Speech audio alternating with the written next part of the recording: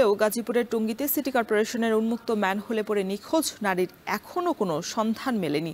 সকাল থেকে উদ্ধার কার্যক্রম শুরু করেছে ফায়ার সার্ভিস। এ বিষয়ে বিস্তারিত জানাতে ঘটনাস্থল থেকে যুক্ত হচ্ছেন সহকর্মী ইফতেখার রায়হান।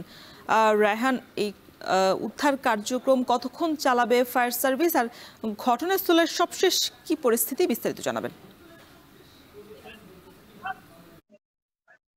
রওশন, সকাল ৮টার কিছুক্ষণ আগে এখানে ফায়ার সার্ভিসের কর্মীরা এসেছিল। তবে আমরা যেটি দেখেছি যে ফায়ার সার্ভিসের কর্মীরা এখন পর্যন্ত তাদের যে উদ্ধার কার্যক্রম সেটি শুরু করতে পারেনি। কারণ হচ্ছে এখানে ফায়ার সার্ভিসের কর্মীদের সাথে সিটি কর্পোরেশনের একটি যে একটি সমন্বয়হীনতা সেটি কিন্তু আমরা দেখতে পেয়েছি।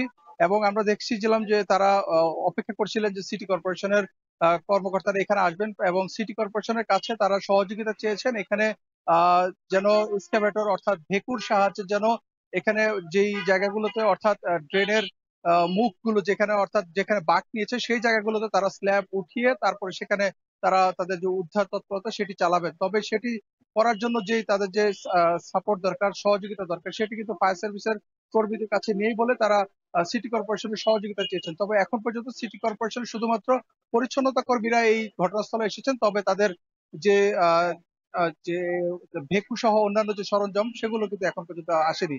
এবং প্রায় ১১ ঘন্টা পেরিয়ে প্রায় ১২ ঘন্টা হতে চললো। এখন পর্যন্ত যে নারী নিখোঁজ হয়েছেন তাকে কিন্তু খুঁজে পাওয়া যায়নি। এবং আমরা দেখেছি সকাল থেকে এখানে উৎসুক মানুষ কিন্তু ভিড় করছেন।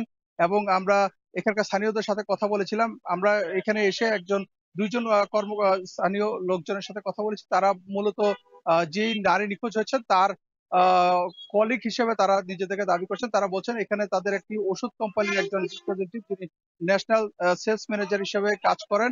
এবং তিনি গতকালকে এই যে হোসেন মার্কেট এলাকার যে ইম্পেরিয়াল হাসপাতালটি রয়েছে সেখানে ডাক্তারদের সাথে তার ভিজিট করার কথা ছিল। এবং তিনি এখানে আসার ১০ মিনিট আগেও তার সহকর্মীদের সাথে কথা বলেছিলাম। তার নাম হচ্ছেন তাসনিম। এবং তিনি যখন এইখানে দুর্ঘটনাটি ঘটছে তারপর থেকে তার মোবাইল ফোনটি বন্ধ রয়েছে। যে কারণে তারা ধারণা করছেন যে এই দুর্ঘটনায় যিনি নিখোঁজ রয়েছেন তিনি সেই তাসনিম অর্থাৎ ওষুধ কোম্পানির যিনি ন্যাশনাল সেলস ম্যানেজার হিসেবে কাজ করছেন। এবং এখন পর্যন্ত যে উদ্ধার তৎপরতার কাজ যদি বলি, এখানে আসলে উদ্ধার কার্যক্রমের এখন পর্যন্ত শুরু হয়নি। গতকালকে রাত ১টা ৩৮ মিনিট পর্যন্ত ফায়ার সার্ভিস কর্মীরা উদ্ধার তৎপরতা চালিয়েছেন। সকাল থেকে উদ্ধার তৎপরতা আসলে এখন পর্যন্ত স্থগিত হয়ে রয়েছে শুধুমাত্র সিটি কর্পোরেশনের অসহযোগিতার কারণে। এবং এখানকার স্থানীয় বাসিন্দারাও কিন্তু আমাদের কাছে বারবার অভিযোগ করছিলেন যে এই জায়গাটিতে মূলত দীর্ঘদিন ধরে এখানে ম্যানহোল গুলোর ঢাকনা নেই, অর্থাৎ উন্মুক্ত ভাবে এই ম্যানহোল গুলো রয়েছে। এবং সেখান দিয়ে যখন বর্ষার মৌসুম আসে তখন এই বর্ষা মৌসুমে কিন্তু পানিতে টইটুম্বুর হয়ে যায়। এখান দিয়ে স্থানীয়রা যাতায়াত করেন এবং তখন কিন্তু আসলে অপরিচিত কারো কিন্তু বোঝার উপায় থাকে না যে এখানে আসলে কোনো ড্রেন রয়েছে কিনা।